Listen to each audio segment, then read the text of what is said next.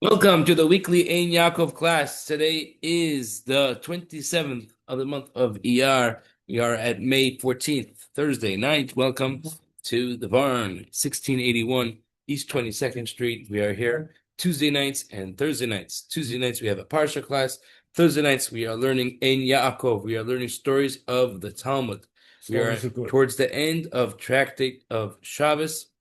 And today we are going to continue last week's discussion of Rabbi Yossi.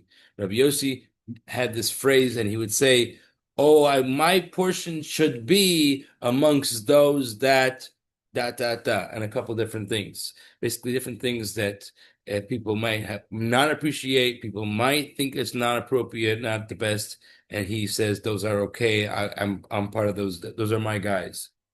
So we're going to start now. Amar Rabbi Yossi. Yehei chalki mimeisei b'cholei ma'im. My portion should be from those that die from stomach problems. I think we mentioned this by the end of last week, right? You know, like ulcers or Ed, we said this last week? I don't remember. Yes. The stomach problems, right? Yeah. And he says most of the righteous people pass away from this type of sickness, intestinal diseases. Mm-hmm. And because I've heard different commentaries, I don't think I got a chance last week to talk about it. Different commentaries speak about what is up with this intestinal diseases. Why is that good?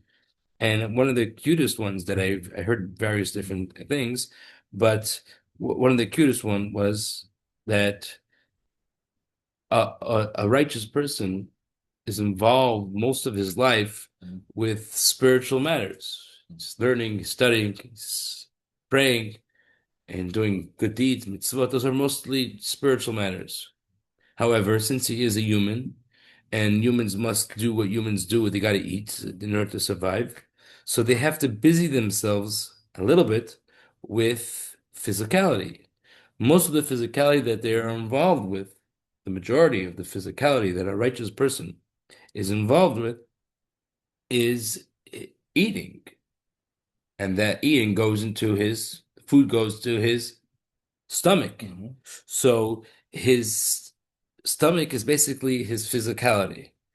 And when he wants to go to the world to come, he needs to shed, he needs to get rid of his what pulled him down to this physical world. So having a stomach problem, problems that are connected with the inside the stomach and digestion system, that cleans him out to prepare him for the world to come. You get it? Makes sense? Yeah. No? What's your question? Okay. We eat. When we die, all our sphincters open up and everything dropped out. Right. So I guess this. And remember, in those days, healthcare wasn't not sanitation. The sterilization of food was not that good. A lot of people had intestinal worms. Right. So here it's considered like a special form of death, not like a bad one. Like righteous people, they live for this. Yeah, my dad has stomach pains all the time. He has acid and gas, and he's got a couple of holes, for tubes and stuff. That's because that's a different tale. Okay, let's move on. Let's move on. Rabbi Yossi said another thing. My portion should be mitzvah, for those people that pass away on their way to perform a mitzvah. Now, not to take this incorrectly, that he's happy with those people that pass away, God forbid.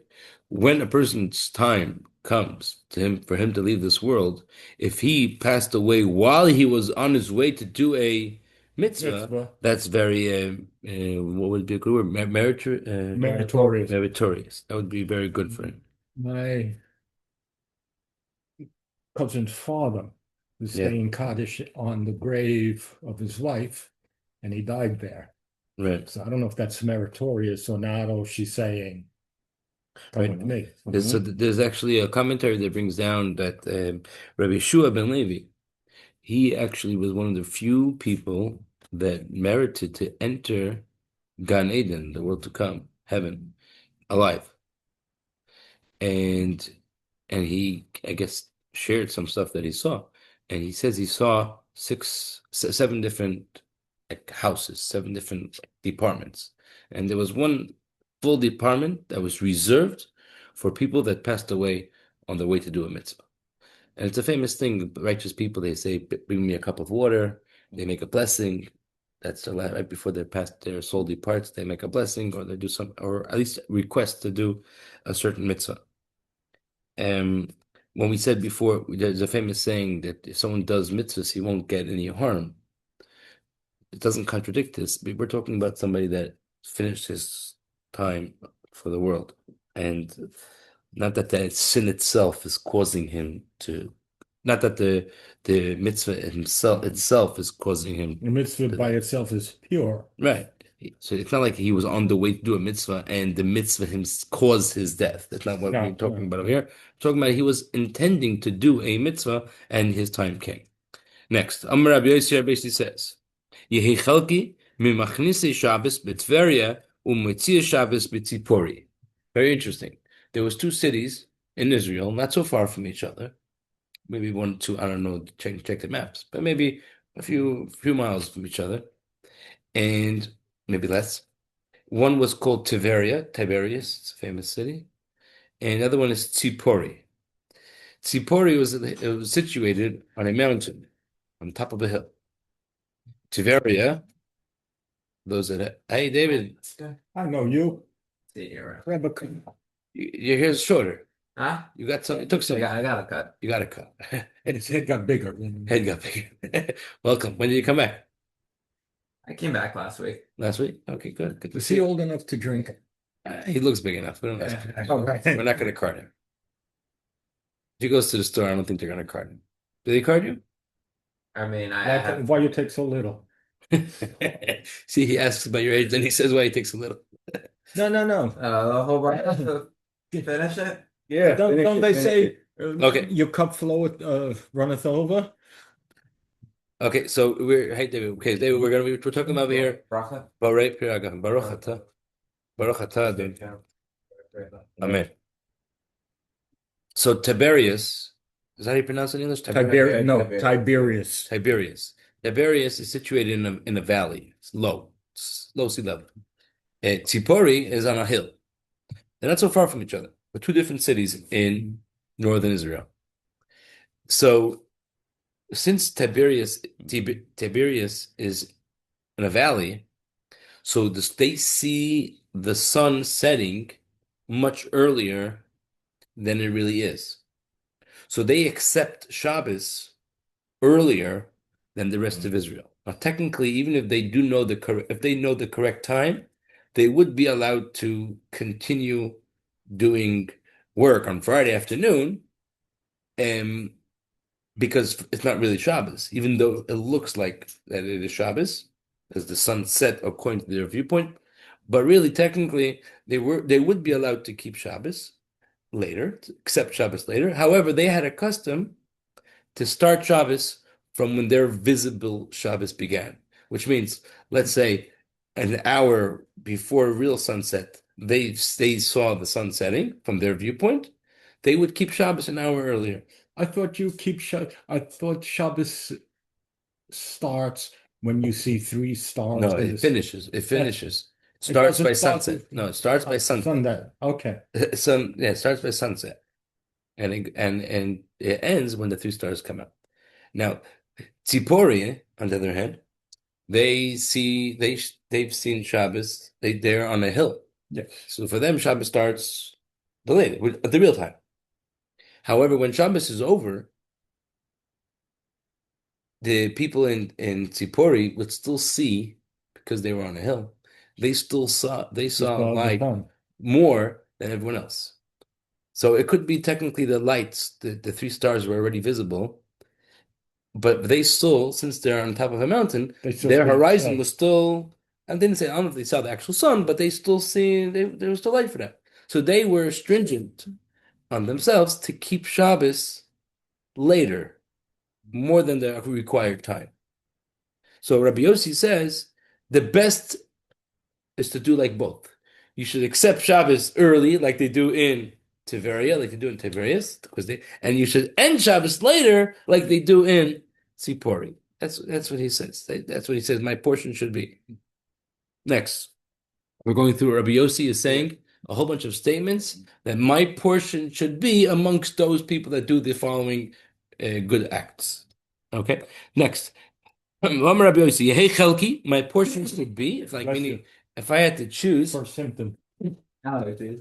Yep, it's going to be long now. If my portion, Take them with you. my portion should be amongst those that encourage other people to come to the study hall, and not amongst those that send people out from the study hall.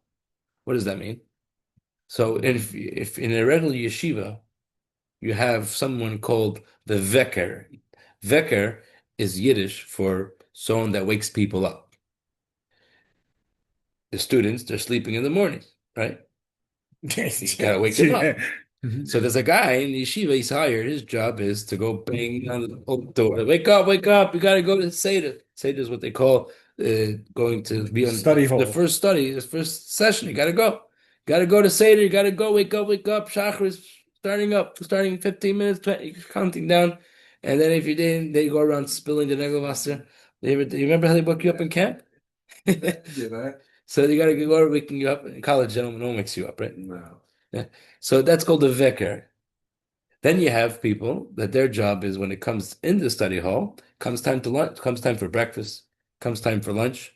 So they're the ones that they go around the table saying, lunchtime. So you have two people, one group of guys, they're in charge of getting people to go to the study hall. And then the people that go around saying when is lunch and when is supper and when class is over, they're the ones sending people out. So he says my portion should be amongst those that do the morning job, to get the people to come. To use the same idea in different terminology, if in school a Jewish school, not a public school, a Jewish school had one kid in charge of the morning bell, and the one that signifies when class starts, and another one that's in charge of signifying when school's over or when recess starts, he says, I'd rather be the one putting on the bell when kids should go to class, not the one signaling when class is over. Got it? Makes sense? Oh, yes, you got it. So why don't you have one guy? No, it was two people. So he was saying I would pick the other one. They sent the bet in. Okay, next. Rabbi Yossi says, Yehei Chelki, my portion should be from those that collect the charity and not from those that distribute the charity. There was the tzedakah collectors, and then there was the tzedakah distributors. The collectors would go around knocking door by door. We're collecting for the Jewish communal fund, right? Please donate generously, and people would give whatever they had with a couple of dollars. It's really listen, Ira. No, You hear what he says? Mother. Ira, you gotta listen to this. Rabbi Yossi says, "My portion should be." Take some of that cup. My portion should be for those that go around collecting charity, the Gabbai tzedakah, and not from those that distribute the tzedakah. So they had those that went around collecting. If God doesn't give me, Of course, he gives you. what does He give me? Yeah, he gives you. He give me Social Security. If you know what I had to live on, your hair would fall out. Everyone has to give from according to what give he Rabbi gets. time. Give Rabbi time. He's got enough to worry about. You have to. That's why he's a rabbi. He's got to worry. You have to give from what you have. So if you get $1, you give 5 cents. But if you get $10, then you give $1. And if you get $100, you give $10. No one's asking you to give more than what you get. So when do you get? What? When do I You get something. You get. I got nothing from anybody. You said you got By the Social way, Security. If you're early, you get the good stuff. I was Okay. praying. I just came from the shul. He was praying that he got some. You know. So why does Bryski prefer to be from the collectors of the tzedakah and not from the distributors? They're both doing something tremendous, collecting money from the rich and distributing to the poor. It's harder to collect than it is to distribute. Distribute, all you have to do is go like this, and and then just go and distribute. So The collector has to knock on the doors. He has to travel. He has to make all these preparations. He has to deal with stubborn people, who but people don't want to give. Wait. You know, he has a much harder job. So the reason he actually gave, the reason the commentators give at least, why he preferred to be from the collector and not from the distributor is because the collector is doing the same job across the board, going around collecting. Gimme. Right? The distributor, his responsibility is to evaluate how much to give out. And then your person could err in judgment. This guy might be needing more, and you're not going to give him enough. This guy you might be giving him too much on the expense of someone else. That could be taking a responsibility that he might get him in trouble. So that's why he said he prefers to be from the gatherer, the collectors. Yes. So when does poor people like me get? And after this piece. Right after this. I'm just curious, you know. Okay, next one, and this is the last one, I think. Yeah, the last one. Rabbi, the last statement of Rabbi says this phrase: "My portion should be from someone that is suspected for something that he has not done." Oh, he's an innocent. An innocent person that was accused is very meritorious. Is that right? Yeah. Meritorious. Very meritorious. It's a very special thing to be able to be accused for something that you didn't do. It means the type of cleansing that your soul is getting. It's an embarrassing moment, and it's some type of spiritual fixing, and it cleans out a person. There's actually a famous saying, I don't remember exactly where it comes from, that if somebody embarrasses you publicly and you don't answer back, you have the power to give tremendous blessings. And people utilize that. You get embarrassed, you don't answer back, and you have a chance to give blessings. So I'd rather crack them in the face and solve the problem. Right. Rav Papa says, "Lididi chajdon v'lei havibi." I myself was once people suspected me, and I didn't do anything wrong. There's two different suggestions of what he might be referring to. Rav Papa might be referring to when he says he was suspected. Was it, what do you say? Suspected wrongly? Is that how you say it? There's a better word for it. No, we Jews are always getting blamed for something. Wait, what's the word? That's the word. What's the word? Wrongly accused. Okay. Wrongly accused. Yeah, wrongly accused. So one suggestion is, Rav Papa was a tzedakah collector, and he also used to distribute. One day, Rav Papa was climbing a ladder, and he fell down the ladder. He almost died. So when 100 lawyers showed up miraculously. So he was discussing this with a colleague, and he asked his colleague, "Would you why do you think this happened to me? Everything that Hashem does, God does is for a purpose. I must have done something, but he was a righteous person, and he really didn't know of anything that he did wrong." So he asked his colleague, "Would you know?" And his colleague said, "Well, you distribute tzedakah, and you collect tzedakah, you distribute tzedakah. Maybe you once didn't give someone that really needed more. You didn't give him enough." And that might be what Papa was referring to. No, so this colleague was suggesting that's why Hashem punished you for falling off the ladder. And Rav Papa was saying, "No, that never happened. I was wrongly accused. So all tzedakah collected must be distributed. Is that a true statement? Absolutely. If it's being collected in order to distribute, if you're collecting for yourself and a person needs tzedakah, then so you can collect tzedakah for yourself. Yeah, you are. Yeah, that's why we have 1 million nonprofits. Not to mention Avenue M, where everybody. But even the people that collect for themselves still have to give tzedakah, so that's still being distributed. That's the theory, but not the practical. Well, it's like 90% for me and 10% for you. Wait. Still have it? You already dried up all your stuff. Just say it. Do it right. Okay, so next up. Wait, I have a question. Yeah. Upon my conception, I was attached to my mother by an umbilical cord. Right. So when I was birthed into this world, I had my mother. When I die and my neshama goes, who am I attached to escort me to Gan Eden? Well, you could come to when you come to Chabad, first of all, everyone, not just those that come to Chabad, but we have the Rebbe, and the Rebbe is the leader of all the Jewish people in our generation, and he's there for us. He's like our lawyer. Not to say that we could do whatever we want. We have to live up to his expectations, but he's going to take care of us. So if you're attached to him, you're good to go. And if not, Not good to go. God forbid. You're not going anywhere. I'm good to go. He heard something. That's not what I meant. If you're attached to him, you're good. And if not, I didn't mean good to go. Like that's what I didn't. now I know I'm good to go. Believe me, this is not a secret. That's not what I meant. However, if I'm not a Chabadnik, No. So I said the Rebbe is the Rebbe. Don't worry, I'll testify on your behalf. please don't. For the Rebbe, Please. the Rebbe, prosecution. the Rebbe is the Rebbe of everybody. He's called the Rebbe. Stands for Rosh B'nai Yisrael. He's the head of all Jewish people. So even if you don't call yourself Chabad, Every Hasidic group has a Rebbe, though. okay. So everybody will think that their Rebbe takes him, and maybe every Rebbe will. And whoever doesn't have a Rebbe, well, the Lubavitch Rebbe will take him. He's the Rebbe for all those who don't have a Rebbe. So what happens? Do I get a palace, a manor, an apartment, a condo, a rental? What do I get? Beach view. Yes, I would like to have my own private beach mansion, right? No. Fully stocked, Tidal wave. What are you thinking? 21-year-old whiskey, right? Okay, let's move on. So the second story. Put all the garbage. The second story No that garbage. is suggested what might be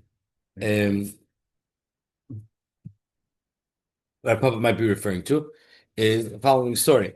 Rav Papa once lent money to a Gentile woman, and he came to collect the money from the Gentile woman. The Gentile woman, horrifying story. The Gentile woman strangled her son to death. There was a lot of that going on back in the day. Still is. You could look at the news. It happens in the Bronx every day. Yeah. And strangled her child, and right before asked her papa to sit down until she comes to she goes to collect the money, and the baby was on that same place where he was asked to sit. When she came back in, she said, "Look what you did to my baby! You killed my baby! You sat on my baby!" And she let out a rumor, and that was the story that Rav Papa was wrongly accused in. So those are the two opinions of exactly what was that story. Let's move on. Rabbi Yossi says, "Chamish bi'lis ba'alti v'natati chamisha rozim b'Yisrael." He had 5 sons, and he says, "Look what my offsprings. As if I planted. I produced 5 cedars. Each of my sons were great giants, and we go through the names. They were Rabbi Shmuel, the son of Rabbi Yossi, Rabbi Elazar, the son of Rabbi Yossi, Rabbi Chalafta, Rabbi Avtilas, and Rabbi Menachem." The Gemara says, "Isn't there another one? The name was Verdimas." And the Gemara says Verdimas is the same as Menachem. It's the same one. He just got a nickname, Verdimas, because his face was like resembled a rose. So those were the 5 sons of Rabbi Yossi. Another thing from Rabbi Yossi, Rabbi Yossi says, "For all my life," and this is actually an important lesson for those that are going to be, God willing, going to be having a wife soon. Mirza Hashem. Miyamai, from all my days, like karisi ishti, shoiri. I have an ox and I have a wife. I never called my wife that she is my wife. I never called my ox that he is my ox. Rather, I had different names for them. Now, obviously, a juster would come and say that he switched them around. But no, Yes, that's not what he did. Especially when you saw his wife. That's not what he did. He didn't switch names around, God forbid. He said, "Ishti Beisi," I would call my wife my home. His wife was the foundation of the mainstay and the foundation of the home, and therefore a proper title for my wife would be my house. She's the foundation of my house. This is a good, important way how to look at one's wife.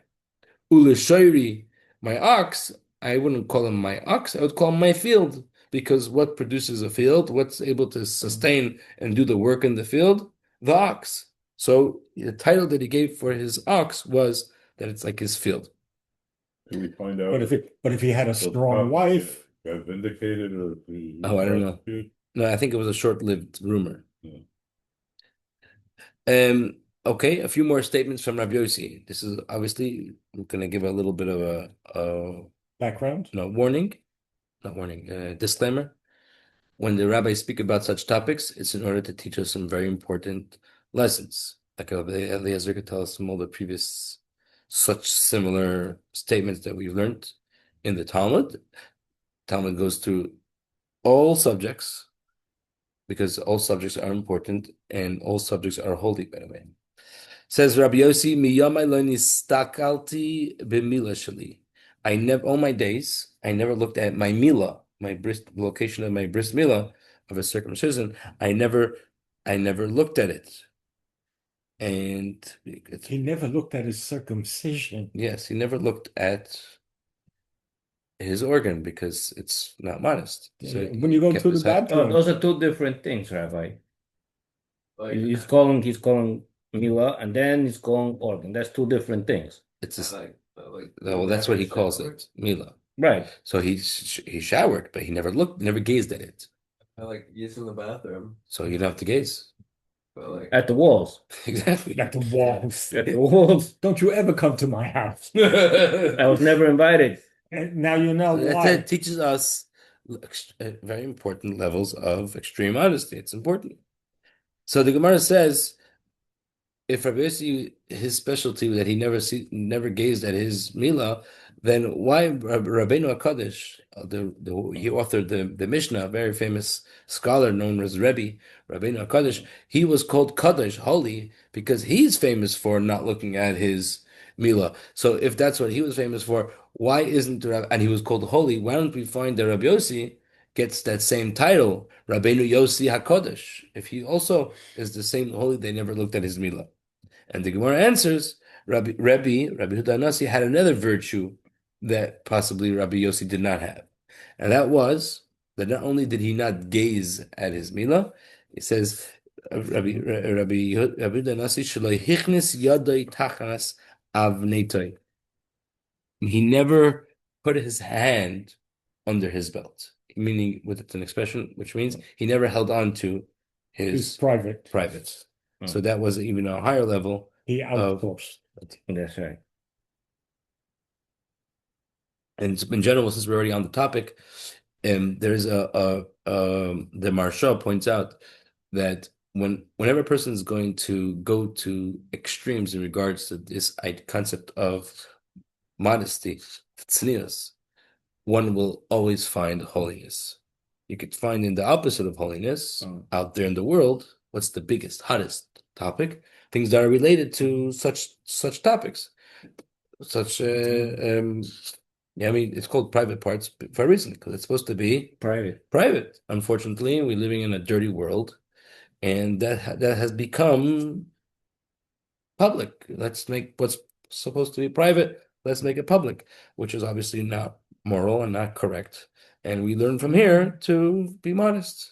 Maybe not to the same extreme levels as them, but to take a lesson for ourselves, to do what's required and to keep ourselves holy. It's very important.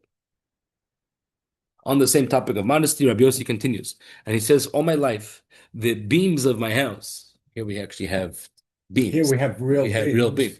So, isn't it a wonderful thing to behold? That's right. So let's put on the camera. So beaming with pride. You see the beams. Oh, we got on the camera, we got the beams. So the beams of my house, says Rabbi Yossi, have never seen the inner seams of my clothing. Which means when he took off his clothing, the easy way is just to schlep it off. And when you're schlepping off your clothing, you basically turns inside out. And that's the easy way to take it off. But that's your body's more exposed. He would do it more a refined, gentle way, making sure he's covered and making sure he takes it off slowly, a little bit at a time. Took it from the top, not from the bottom. Through the hole in the titties. And that's the way he was more modest that way. We're going to conclude at two more statements from Rabbi Yossi, and that finishes the topic of Rabbi Yossi's statements. Rabbi Yossi says, all my life, I never go against.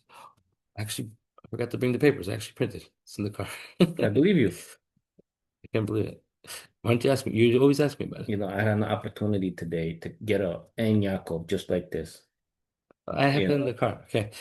Bryski says, all my days, I never went against the words of my colleagues. Colleagues means rabbis on a similar level than him, not the random people. Like if they told me to do something, I listen, even though they might be wrong. I listen. And as an example, he says, one time I was in a synagogue in a shul, and they were praying, and they came up to the priestly blessings. Who's supposed to go up? The priest, the Kohanim. And who's supposed to wash their hands? The poor Levites. Right? So one time I was in a shul, and my colleagues, they say, go up to bless. Apparently they made a mistake. They thought I was a Kohen.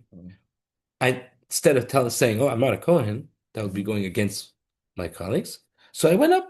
Now, obviously he didn't make the blessing because he wasn't a Kohen, but in order not to go against the words of his colleagues, he went up. And it's important lesson. The rabbi says something, you gotta listen. There is a rabbinical hierarchy. Yes.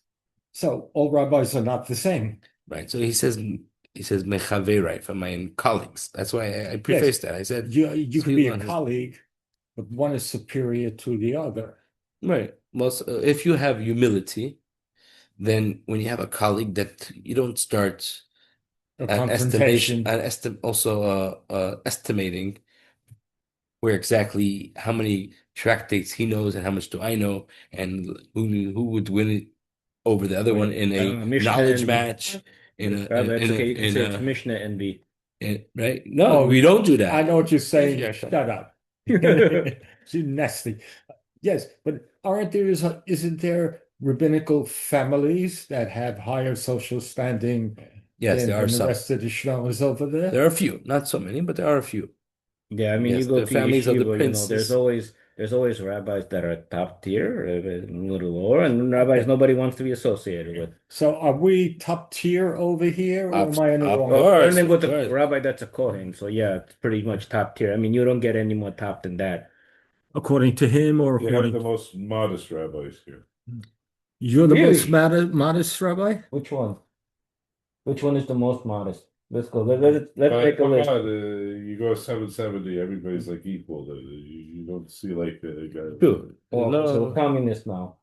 No, it's just because when you're in front of the Rebbe, when you're in front of such a great person, so everybody else is equal. Like in the presence of a king, everyone is commoner. There's no difference of like, oh, I'm this, I'm that. When you're in the presence of the king, as soon as you leave the king's room, then there is. But once you're in the king's presence, then everyone's equal. Everybody's nothing compared to the king.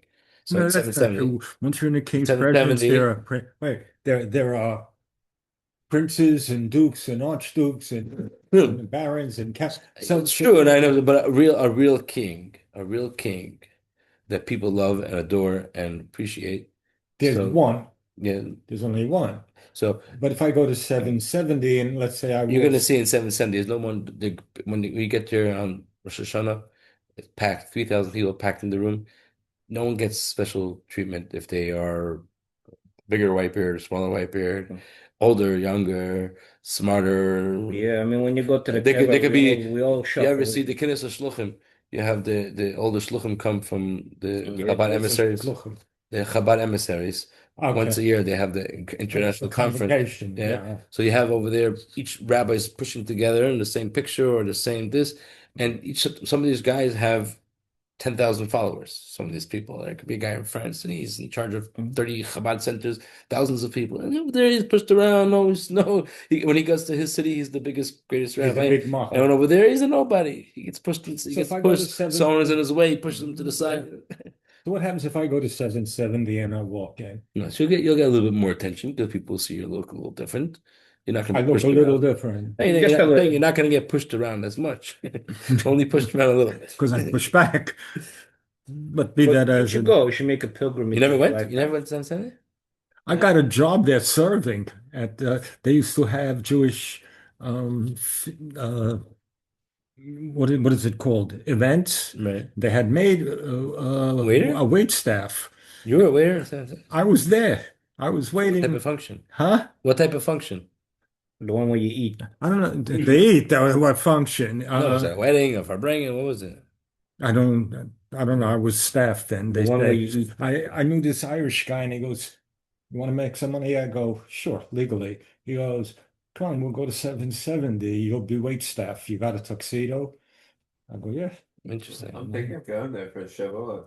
That's amazing. Mhm. We'd love to have you here, but that's even Yeah, no, I mean, I'll go. But that's like, better. It's better to go there. I'll go here and then I'll go there. You're gonna walk? On foot? Huh? That's nice. Well, Like go- before go- or after go- you drink? Okay, that's one last statement. After, yeah. Last statement of Rabbi They Yossi. used to steal alcohol. You used to? I never. No, I never. My father would break my fingers if I did that. What they used to do, and I'm not going to say names or people or anything. When they had, so you know how to play the game, because I don't. You know the big garbage cans? They would double line it. They would take one liner, put in bottles, and then throw in all the garbage. When they took out the garbage, the bottom bag would have the bottles of liquor. Uh-huh. Okay, and then there that. Last statement from Rabbi Yossi. Learn from a Jew. Amar Rabbi Yossi basically says, "V'yamai, from all my days, loy amarti Dovber, I never said something about someone else. V'chazarti lacharei, and then I had to retract it. I had to take back what I said." Different explanations of what he means over here. You infected him, he's coughing. Different explanations of what he means. One simple explanation is he's always very careful in what he said, that That's a he smart never would thing. have to retract. When does the person retract what he says? When he says something wrong or when he says something he shouldn't have said. But if you're very careful about what you say, then you never have to retract. See, there's a list in here. That's Always one be quiet. That's one explanation. Another explanation is Rabbi Yossi is of an opinion, which halacha is actually not like him. There's different forms called lashon hara. Lashon hara is evil speech, and you're not allowed to speak bad. A Jew is not allowed to speak bad about someone else. It's called lashon hara. Wait. Evil A Jew is not allowed to speak bad about another Jew, or he's not allowed to speak bad about anybody. Well, probably this prohibition is specifically Jews. This prohibition, you also can't cause a disgrace to Hashem's name. So you also probably usually not okay to speak about non-Jews as well. But the prohibition lashon hara, I believe, is only for Jewish people. So you're not allowed to say something bad about someone else, even if that thing is true. Okay, it's called gossip or evil Gossiping, speech. okay. Gossiping is just spreading a talking. lie, but By definition, gossip means spelling a lie. I think gossip just means Yeah, talking. gossip is we're telling bad stuff about somebody to Someone. somebody else. I know, but not necessarily a lie. Women do it all the time. And is it by definition it means a lie? I don't think so. No, it's just talking. It could be a lie.